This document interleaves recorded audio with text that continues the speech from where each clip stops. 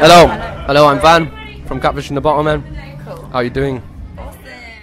Okay, so you're listening to Alice Dell. I'm behind the scenes on behalf of 107 Meridian FM, and I'm with one of the members from Catfish and the Bottlemen. Introduce yourself. Hello, I'm Van from Catfish and the Bottlemen. And this is the lead singer of this band. Now, if you haven't heard them before, definitely listen to them. They're touring, aren't you? You're touring. We are touring. And introduce me to, well, give us some dates of when you're touring. I don't know the dates offhand, but I know it's November to December. We're touring until August. Yeah, all over the world, so. Awesome. Because I think I know it sounds bad, but I didn't want to see you before I interviewed you because I thought I'm going to get starstruck. I'm going to do it. It's, and I think when you first came on stage, you seemed almost overwhelmed by the amount of, people that were there, the amount of tension, you seemed so excited about everything that was going on. Explain your experience, because you've been on the introducing stage last year. This is your first time on a big Festival Republic stage. Just let me know what was going through your head when you walked on the stage. It was just insane, because like I said, we played the BBC introducing stage last year, and you always expect it to be no one there, and we came out and the tent was full, and it was it overwhelms me because we've been doing it for 7 years, so I've been I've had loads of people in my family just get a job, quit doing what you're doing, and all these people trying to drag our band down. Yeah. To walk out to 6,000 people, or how many people was there then, is so good to me. I feel something inside. You know what I mean? It's not mentally. You can't fake the feeling it gives you. I'm looking at you now. There's no way you're faking your emotions right now. You're supposed to stand there and be a singer and look cool. You know what I mean? But everything left me. I couldn't even sing the song. I was just pissing myself, and some guy got naked in the gig. It's just mental. I'm just overwhelmed. I'm just dead proud of us and the lads, and that we did that. 6,000 people singing our tunes. You know what I mean? It's insane. And I think a thing that we've got that not a lot of other bands have got is that we came from nowhere, so we had no money. We were on the dole, and everyone was you can't be a band on the dole anymore. You can't play rock and roll music and all. Well, apparently Australia. You came from somewhere. Australia. Yeah, well, that's where the band name's from. Because my mum got run over when she was a kid, couldn't have kids, and I was an IVF baby because they went out to Australia and tried, even though the doctor said they'll never have a kid.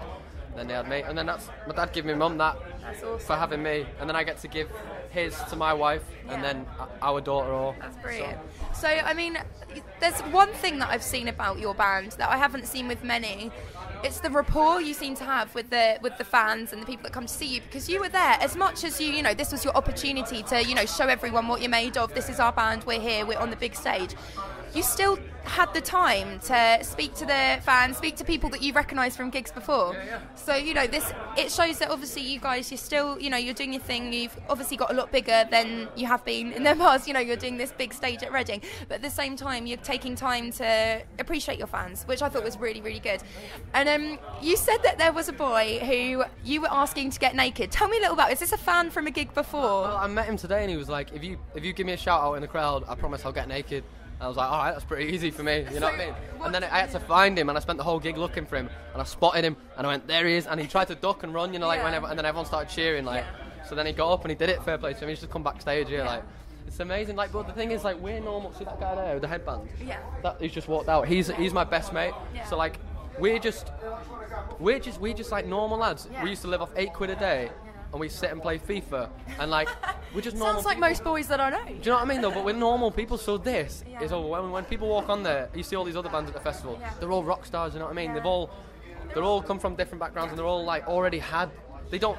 Fame and fortune and all that stuff means nothing to them because they've already kind of got it. Yeah. So we got put in a hotel by Big Weekend when we played Big Weekend, and they give us free slippers, and we walked into our room, it had our names on the TV, and it was playing music, and we were me and our guitar tech were crying, and we were like, this is fucking insane. And we went downstairs and had a few drinks, and it was our drummer's birthday, and we met a few other bands who were on the scene now, and said, how amazing is this? And they were like, yeah, it's all right. Yeah. I was like, you fucking kidding me? This is the best thing on the planet, mate. Honestly, it goes, for us, it goes completely that extra mile, and it's so important to us to keep interacting with fans, to keep close to fans, because there's so many bands who are better looking than us and can think outside the box and all that stuff. We've got all that covered. We want to be a band. We want to be a band for the people. You know what I mean? The people, we want to get involved, and we want them to. We want them to know how normal we are. You know what I mean? We don't do anything. We just play music, and that's all it is, and that's all we want to do. and we don't try and think too complicated. Just songs from the heart. That's brilliant. I mean, you've definitely got something really raw, and especially with your songs, you said it's all about the music. That's what you want to be doing. I'm listening to your songs. They're not all the same, which I like, because you get a lot of boy bands that kind of slip down the slight indie rock kind of route or whatever, or alternative route, and they get quite samey. But with you, there's such a dynamic kind of, everything is a little bit different with you guys. When you sit down and write a song, how do you do it? Is it you that kind of comes up with lyrics and then you present it to the band? How does that work?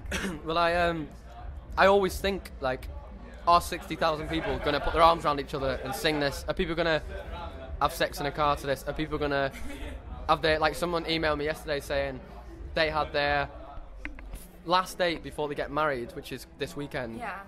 With us, they wanted to spend their last night before they were married with us, so they could always remember it. You know what I mean? And like, for me, that is fucking so cool, man. It's like, it's so important to me. So like, when I'm writing, like, you'll find like loads of bands who'll say, oh, we wrote this album for ourselves, and the fact that other people got it, that was amazing. Yeah. I'm the opposite. I don't give a fuck about me. I don't care. I'll go out and play a song I hate. As long as people love it, I don't give a fuck. So like, all I care about is that people feel like the song means something to them. So I always think, I'm directing this at people like we just released a song called Cocoon.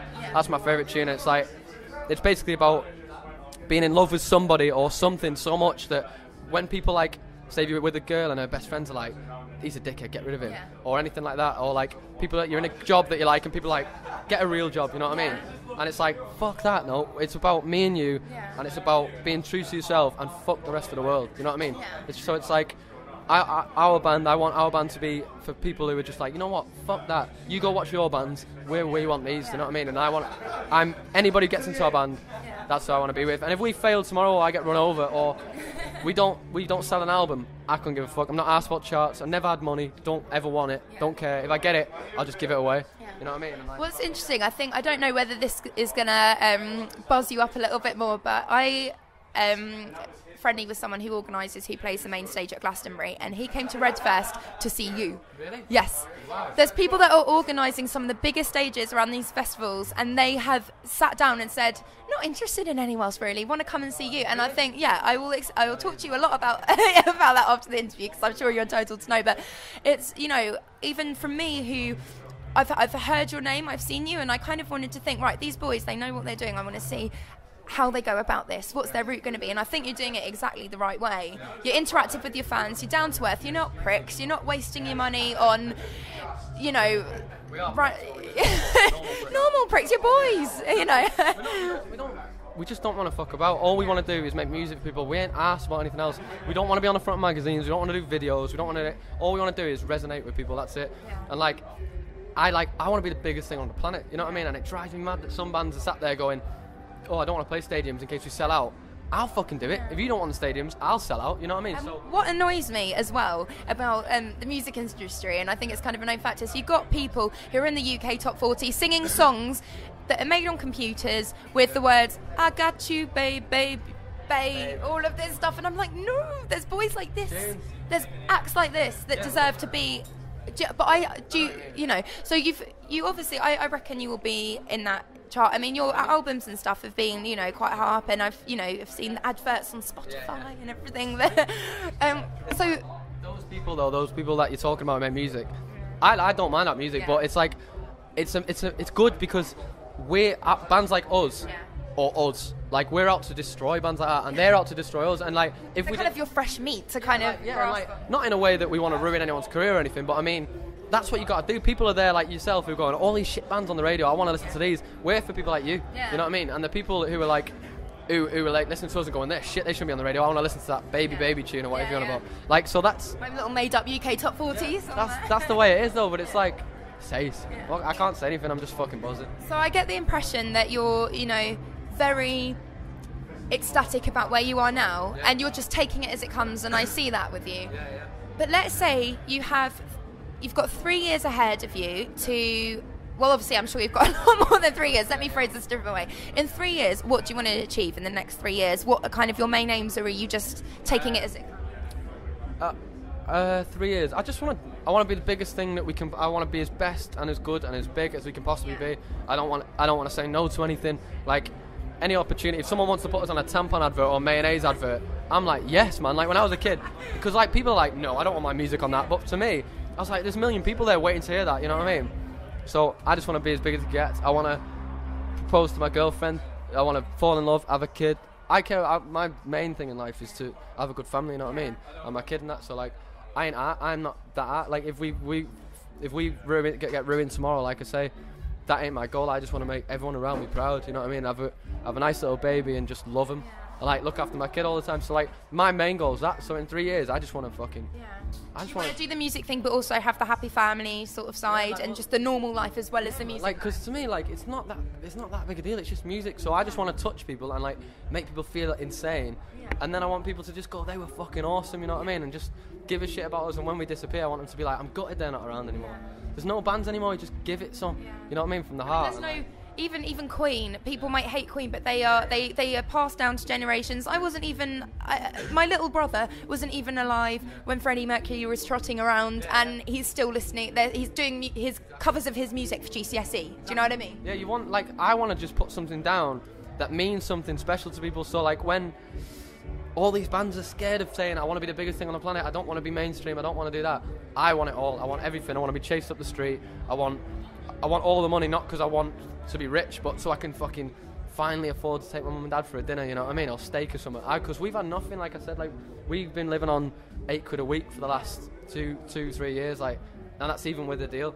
So like, we just don't care. All we care about is making good songs and touching people, and like, you know, like just making people feel something. Like, fuck, these are good, you know what I mean, and making people excited about something. And some lads came to see in the park and they jumped over the fence and they were like, you're our Stone Roses. And I was like, to say that to somebody like me who like wants to be a band like that, that's going to stick with me forever. That. So if I'm somebody's that's all I care about. Anybody else on the outside who doesn't like us, that's good because I want to cause a bit of a fucking, like, a rift. But I care about those people. Like, that's 6,000 people, every single person I give a shit about. Anybody outside that tent, couldn't give a fuck about, you know what I mean? Well, I think that's an amazing note to leave it on. It's the fact that we're not done yet. Watch this space. We're going to be, the biggest band. And I believe you. I'm seeing you right here now, and the listeners will. I don't think I'm going to try and explain as much as I can as to how ecstatic and excited and motivated you look right now as a band.